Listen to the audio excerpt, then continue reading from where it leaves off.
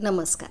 आज मी तुमच्यापुढे श्रीकृष्णांचे कोणकोणते गुरु होते आणि खरे गुरु कोण, ते कसे ओळखायचे, ही कथा घेऊन आली आहे. भारतीय तत्त्वज्ञान हे महान विचारांची जननी आहे. त्यामध्ये श्रीकृष्णांची भगवद्गीता हा ग्रंथ तर मानवी जीवनाला दीपस्तंभाप्रमाणे मार्गदर्शक आहे. आजच्या काळातही याची मोहिनी किंचितही कमी झाली नसून त्याबाबतची ओढ, संशोधकता वृद्धिंगत होत आहे. मात्र श्रीकृष्णाला एवढे ज्ञान कुठून प्राप्त झाले? श्रीकृष्णांनी नेमक्या किती आणि कोणकोणत्या गुरूंकडून ज्ञानार्जन केले? श्रीकृष्णांच्या अस्त्र शस्त्रांची, रथांची, घोड्यांची, धनुष्यांची नेमकी नावे काय होती? जाणून घेऊयात. श्रीकृष्ण गोविंद हरे मुरारी, हे नाथ नारायण वासुदेवा. म्हणत श्रीकृष्णांची भक्ती, उपासना, नामस्मरण, जप जाप, आराधना करणारे कोट्यावधी श्रद्धाळू आपल्याला भारतात आढळून येतील. इस्कॉन या संस्थेतर्फे श्रीकृष्णांची महती अगदी सातासमुद्रापर्यंत पोहोचवण्यात आली. अनेक उच्च विद्याविभूषित मंडळीही या संस्थेचे काम करत असल्याचे आपल्याला आढळून येते. श्रीकृष्णाला श्री विष्णूंचे पूर्णावतार मानले जाते. मुत्सद्देगिरी, राजकारण, प्रेम, त्याग, समाजकारण, व्यवस्थापन, नीती, धोरणे, धर्म, सत्य अशा अनेक विविध गोष्टींचे मूर्तिमंत उदाहरण म्हणून श्रीकृष्णांकडे पाहिले जाते. सांदीपनी ऋषी श्री विष्णूंचा 8वा अवतार मानल्या गेलेल्या श्रीकृष्णांचे पहिले गुरु सांदीपनी होते. त्यांचे आश्रम अवंतिका येथे आहे. देवतांचे ऋषी म्हणूनही त्यांची ख्याती होती. सांदीपनी हे श्रीकृष्ण, बलराम आणि सुदामांचे गुरु होते. लहानपणी सांदीपनी ऋषींच्या आश्रमात जाऊन गुरुकुल पद्धतीने श्रीकृष्णांनी शिक्षण घेतले. सांदीपनी ऋषींकडूनच श्रीकृष्णाने वेद, योगाची शिक्षा आणि दीक्षा घेतली. यासह 64 कलांचे शिक्षणही त्यांनी घेतले. सांदीपनी गुरूंनी गुरुदक्षिणा म्हणून आपला मुलगा मागितला होता. शंखासूर दैत्याकडे तो बंदित होता. गुरूंची आज्ञा शिरसावंद्य मानून श्रीकृष्णाने त्याला शंखासुराच्या तावडीतून सोडवले आणि आपल्या गुरुला गुरुदक्षिणा अर्पण केली. नेमिनाथ एका पौराणिक आख्यायिकेनुसार श्रीकृष्णांनी जैन धर्माचे 22वे तीर्थकार गुरु नेमिनाथांकडून ज्ञानप्राप्ती करून घेतली होती. असे मानले जाते की जैनांच्या पुराणात नेमिनाथाबद्दलची माहिती स्पष्ट रूपाने आढळते. शौरपुरीचे यदुवंशी राजा अंधकवृष्णी यांचा थोरला मुलगा समुद्रविजय आणि त्यांचे ज्येष्ठ पुत्र म्हणजे नेमिनाथ होय. अंधकवृष्णींचे सर्वात धाकटे चिरंजीव वासुदेव होते. भगवंत श्रीकृष्णांचे अवतरण वासुदेव आणि देवकी यांच्या पोटी झाले. अशा प्रकारे नेमिनाथ आणि श्रीकृष्ण दोघे चुलत भाऊ होते. नेमिनाथांच्या आईचे नाव शिवा होते अशी मान्यता असल्याचे सांगितले जाते. घोर अंगिरस श्रीकृष्णांनी ज्ञानार्जनाच्या प्रक्रियेत घोर अंगिरस यांच्याकडूनही काही गोष्टी साध्य केल्या. श्रीकृष्णांचे तिसरे गुरु घोर अंगिरस असल्याचे म्हटले जाते. घोर अंगिरसाने हे ज्ञान श्रीकृष्णाला दिले होते. तेच ज्ञान श्रीकृष्णाने अर्जुनाला कुरुक्षेत्रात दिले होते. हीच ज्ञानगंगा भगवद्गीतेच्या नावाने प्रसिद्ध झाली अशी मान्यता असल्याचे सांगितले जाते. छांदोग्य उपनिषदातील या संदर्भातील उल्लेख आढळून येतो. श्रीकृष्ण आणि घोर अंगिरस यांच्यात गुरु व शिष्याचे नाते होते असे सांगितले गेले आहे. श्रीकृष्णांना अंगिरस यांच्याकडून असे ज्ञान मिळाले की त्यानंतर त्यांना कोणत्याही अतिरिक्त ज्ञानाची गरज भासली नाही. महर्षी देवव्यास पुराणातील आणखी एका उल्लेखानुसार महाभारत रचणाऱ्या महर्षी व्यासांकडूनही श्रीकृष्णाने विशेष प्रकारचे ज्ञानार्जन केले होते. अनेक गोष्टींचे पूर्ण ज्ञान महर्षी व्यासांकडून श्रीकृष्णांना प्राप्त झाले. असे मानले जाते. पांडू, धृतराष्ट्र आणि विदुर ही महर्षी वेदव्यासांची मुले होती. वेदव्यास बऱ्याचशा वैदिय शक्तीने संपन्न होते, त्रिकालदर्शी होते असे सांगितले जाते. व्यासांनी 18 पुराणांची रचना केली असून ते सप्तचिरंजीवांपैकी एक होते असे मानले जाते. महाभारतात जे असेल ते अन्य ग्रंथात असू शकेल, परंतु जे महाभारतात नाही ते न तत्र अन्यत्र कुठेही असणार नाही, अशी व्यासांनी लिहिलेल्या महाभारत ग्रंथाची प्रसिद्धी आहे. परशुराम, भीष्म पितामह, गुरुवर्य द्रोण आणि अंगराज कर्ण हे तिघेही परशुरामांचे शिष्य होते. श्री विष्णूंचा 6वा अवतार परशुरामांचा होता. परशुराम हे सप्तचिरंजीवांपैकी एक असल्याने रामायण आणि महाभारत या दोन्ही कालखंडात त्यांचे उल्लेख आढळून येतात. श्री विष्णूंचा 7वा अवतार असलेल्या श्रीरामांनी परशुरामांना सुदर्शन चक्र श्रीकृष्णांना द्यायला सांगितले होते, अशी एक कथा रामायणात आढळते. त्यानुसार परशुरामांनी श्रीकृष्णाला सुदर्शन चक्र दिले. श्रीकृष्णांकडे अनेक प्रकारची दिव्यास्त्रे होती, त्यात परशुरामांनी भर घातली असेही सांगितले जाते. परशुरामांना पाशुपतास्त्र चालवता येत असे, ते त्यांनी श्रीकृष्णाला दिले. पाशुपतास्त्र महादेवानंतर श्रीकृष्णांकडे आणि त्यानंतर ते अर्जुनाकडे आल्याचे सांगितले जाते. श्रीकृष्णांची अस्त्र शस्त्रे श्रीकृष्णांना श्री विष्णूंचा पूर्णावतार मानले जाते.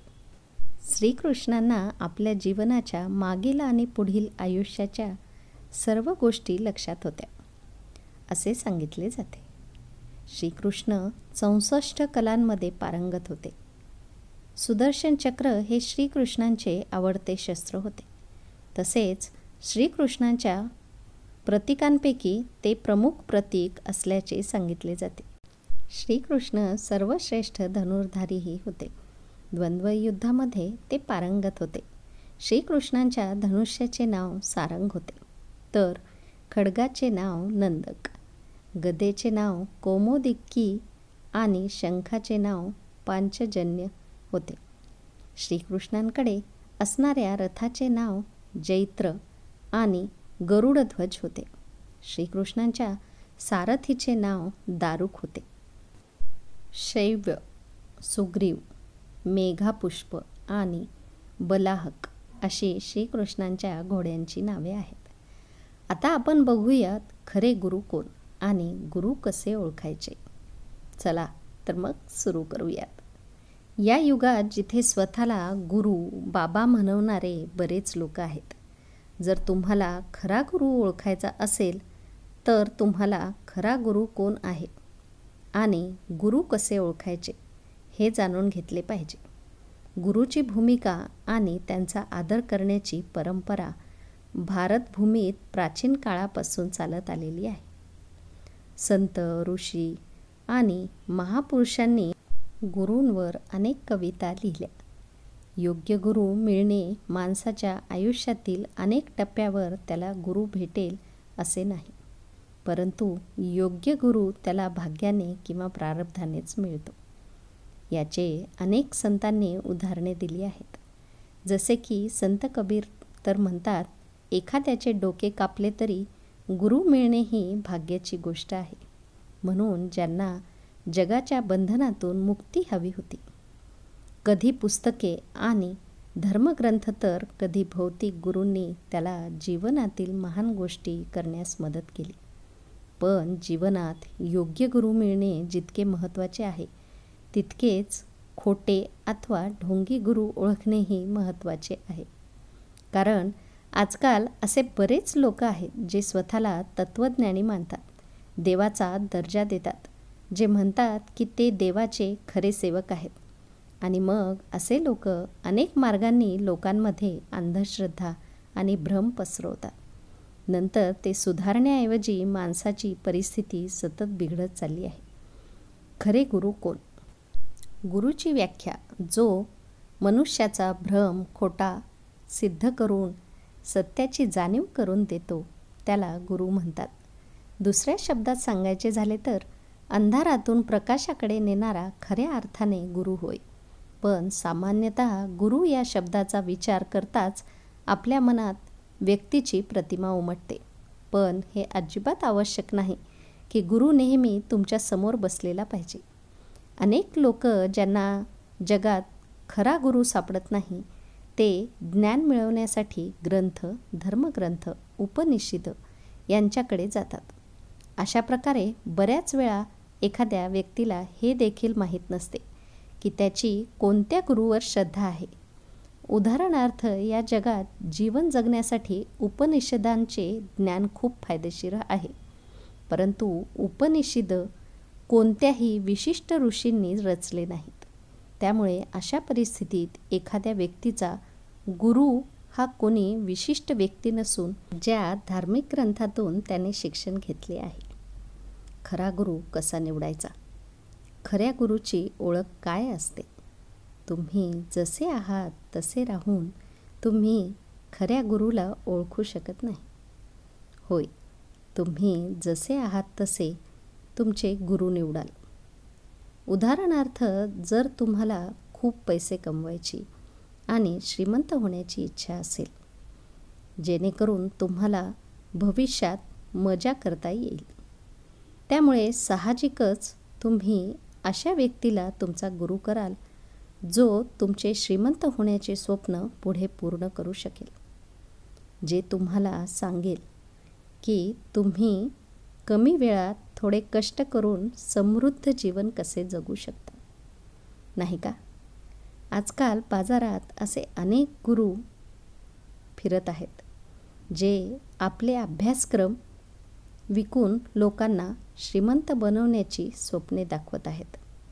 म्हणून इथे आपण त्या गुरुच्या वाईट वाटचालीबद्दल बोलणार नाही.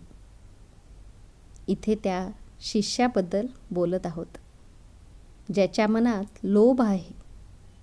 मग तो अशा माणसाला आपला गुरु बनवतो जो त्याचा लोभ आणखी वाढवेल. एवढेच नाही तर शिष्य जर भित्रा असेल तर तो अशा व्यक्तीला आपला गुरु बनवतो जो त्याला प्रेरणा देऊ शकेल. भीतीचे खरे कारण काय आहे आणि त्यावर उपचार काय आहेत हे समजून घेणे प्रेरणेपेक्षा महत्त्वाचे आहे. हे तो मान्य करायला तयार नाही. त्याऐवजी तो प्रेरणा घेण्यास प्राधान्य देईल. म्हणून स्वतःला शोधा. जर आपण गुरुच्या शोधात निघालो तर साहजिकच आपण जसे आहोत तसाच गुरु आपल्याला सापडेल.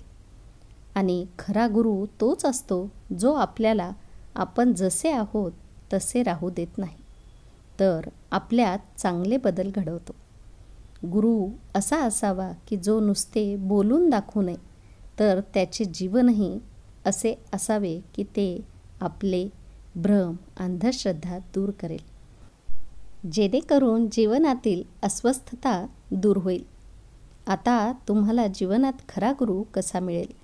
तो गुरु तुम्हाला कुठे मिळेल ते पाहावे लागेल. शारीरिक आणि निराकार गुरु यांच्यातील फरक.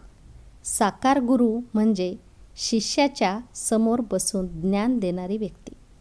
जेव्हा ती व्यक्ती गुरूंनी लिहिलेल्या पुस्तकातून किंवा त्यांचे ध्वनिमुद्रित केलेले प्रवचन ऐकून ज्ञान प्राप्त करते, तेव्हा त्याला साकार गुरु म्हणतात. जीवनात साकार गुरुचे खूप महत्त्व आहे, कारण आपले मन नेहमी वाईट विचारांकडे धावत असते. अशा स्थितीत साकार गुरु आपल्याला जीवनात भरकटण्यापासून वाचवतो. आपण जीवनात योग्य मार्गावर चालतो हे सुनिश्चित करण्यासाठी खरे गुरु आपल्याला आवश्यकतेनुसार प्रोत्साहित करतात आणि कधीकधी आपल्याला शिक्षा देखील करतात, जेणेकरून आपण सुधारू शकू. दुसरीकडे निराकार गुरु म्हणजे कोणतीही व्यक्ती किंवा भौतिक मनुष्य असा नाही. जेव्हा एखादी व्यक्ती झाडे, हवा, पाणी, चंद्र, आकाश इत्यादी पाहून ज्ञान प्राप्त करू लागते, तेव्हा त्या व्यक्तीसाठी निसर्गात असलेल्या या गोष्टी त्याचे गुरु बनतात. परंतु आपण ज्या प्रकारे जीवन जगतो त्यामध्ये निराकारापेक्षा भौतिक गुरूकडून शिकण्याची शक्यता जास्त असते. जेव्हा एखादी व्यक्ती इतकी आत्मज्ञानी बनते की त्याला त्याच्या भौतिक रूपात उपस्थित असलेल्या गुरूंची आवश्यकता नसते. त्याचे ज्ञान इतके उत्कृष्ट होते की त्याला गुरूच्या आधाराचीही आवश्यकता नसते. तेव्हा अशा मुक्त व्यक्तीला चालताना अनेक गोष्टी पाहून ज्ञान प्राप्त होऊ शकते. उदाहरणार्थ, गिरणी पाहिल्यानंतरही संत कबीरांना एवढी खोल गोष्ट समजू शकते की जसा माणूस कर्म आणि प्रारब्धाच्या जात्यात भरडला जाऊन अनुभवाने ज्ञानी होऊन जीवनाचे अनुभव जगतो. ते पाहून संत कबीर रडले असे ते म्हणायचे. तर निराकार गुरूंकडून आपण शिकू शकतो. इतके समजून घेण्यासाठी आपण प्रथम भौतिक गुरूंनी दाखवलेल्या मार्गावर चालणे आवश्यक आहे. दोन्ही गुरु महत्त्वाचे आहेत, यात शंका नाही. पण आपण ज्या पद्धतीने आहोत, आपण ज्या परिस्थितीत जगतो त्या दृष्टीने खरा गुरु मिळवणे महत्त्वाचे आहे. आणि जर आपण गुरूंच्या कृपेने आणि परिश्रम आणि साधनेने ज्ञान प्राप्त केले, जर आपल्याला सांसारिक गोष्टी समजल्या आणि जीवनात जे योग्य आहे ते मिळवण्यासाठी आपण कामाला लागलो, तर माणसाचा दृष्टिकोन इतका बदलतो की त्याला आता छोट्या छोट्या गोष्टीतूनही खूप काही शिकायला मिळते. गुरु आणि देव यांच्यात काय फरक आहे? आपल्याला ज्याच्यासारखे व्हायचे आहे तो देव आहे आणि गुरु हे एक माध्यम आहे जे आपल्याला त्याच्यासारखे बनवण्यास मदत करते. दुसऱ्या शब्दात सांगायचे झाले तर देव आकाश आहे आणि पक्षी हा माणूस आहे जो उंच उंच उडून आकाशाला स्पर्श करू इच्छितो. पण तो कितीही उडाला तरी त्याच्या पंखात आकाशापर्यंत पोहोचण्याइतकी ताकद नसते. त्याचप्रमाणे माणूस हा पक्ष्यासारखा असतो जो देवाची बरोबरी करू शकत नसतानाही आपल्या मर्यादित शक्तीने जास्तीत जास्त जीवन जगतो. आणि गुरु हे एकमेव साधन आहे जे माणसाला उंच उडण्यास मदत करते, जो त्याला कचऱ्याच्या ढिगाऱ्यातूनही उचलतो आणि स्वच्छ आसनावर बसण्याची प्रेरणा देतो. उदाहरणार्थ, आपल्या सर्वांना प्रभू श्रीरामांप्रमाणे जीवनात उंची गाठायची आहे. म्हणजेच त्यांनी सांगितलेल्या मार्गावर चालायचे आहे, जेणेकरून आपल्या वैयक्तिक हितापेक्षाही आपण आपले जीवन यावेळी आवश्यक असलेल्या कामासाठी समर्पित करतो. आता गुरूची भूमिका म्हणजे आपले अज्ञान, गोंधळ आणि आंतरिक भयभीत आणि लोभी प्रवृत्तींचा सामना करून आपापल्या योग्य कृती करण्यास प्रवृत्त करणे. गुरु महत्त्वाचे आहेत का? जीवनात गुरुचे महत्त्व गुरुशिवाय ज्ञान नाही आणि ज्ञानाशिवाय जीवन व्यर्थ आहे. गुरुची भूमिका स्पष्ट करण्यासाठी ही ओळ पुरेशी आहे. आपण माणसं चिखलात भिजून जन्माला आलो आहोत, कारण आपण जन्माला येताच प्राण्यांच्या सर्व सवयी प्रवृत्ती आपल्यात असतात. लोभ, भय, वासना इत्यादी प्राणी तसेच माणसात असतात. मानवाला जन्माला येतात जंगलात सोडले तरी वन्य प्राण्यांमध्ये तो काही वर्षे जगला तर तो प्राणी म्हणून बाहेर पडणे साहजिकच आहे. परंतु भगवंताने आपल्याला प्राण्यांपेक्षा खास बनवले आहे. आपल्याला विचार करण्याची आणि समजून घेण्याची बुद्धी दिली आहे. त्यामुळे आपल्याला ज्ञान देऊन प्राण्यांपासून मनुष्यात बदलण्याची जबाबदारी गुरूंची आहे. परंतु बहुतेक लोक ज्ञानाला महत्त्व देण्याऐवजी जीवनात वासना आणि लोभ यांना अधिक महत्त्व देतात आणि स्वतःच्या पायावर कुऱ्हाड मारून घेतात. कारण ज्ञान आपल्याला या समाजातून, जगातून आणि आपल्या आंतरिक बंधनातून मुक्त करते. पण जेव्हा आपण गुरु आणि ज्ञानापासून वंचित राहतो तेव्हा माणसाला गरीब जीवन जगावे लागते. म्हणूनच जगात आल्यावर गुरुमंत्र घेतलाच पाहिजे. श्रीराम आणि श्रीकृष्ण यांचे देखील गुरु होते. मग आपण तर माणूस आहोत. तर मित्रांनो, तुम्हाला ही माहिती कशी वाटली ते नक्कीच सांगा. आणि हो, RD स्टोरीजला सबस्क्राईब करायला विसरू नका आणि लाईक आणि शेअर करा. पुन्हा भेटूयात उद्याच्या गोष्टीमध्ये.